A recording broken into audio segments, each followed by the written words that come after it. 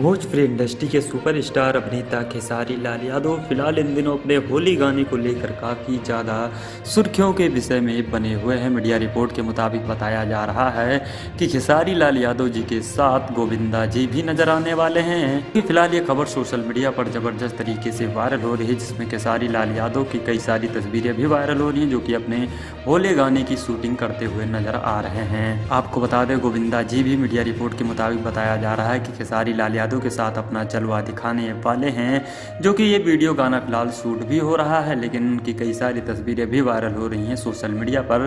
और खेसारी लाल यादव और गोविंदा जी का बहुत ही ज़बरदस्त गाना आने वाला है, आपको बता दें, जिसमें गोविंदा जी के साथ एक नई हीरोइन भी नजर आने वाली है, जो कि खेसारी लाल यादव भी अपना जलवा दिखाएंगे। दोस्तों, आप लोगों को मैं बता दूं कि खेसारी लाल यादव और गोविंदा जी का गाना फिलहाल शूट हो चुका है और ये गाना आप लोगों के बीच में बहुत ही जल्द रिलीज भी हो सकता है। तो आप लोग क्या कहते हैं इस गाने को लेकर कमेंट सेक्शन के माध्यम से हमें अपनी राय जरूर दीजिए।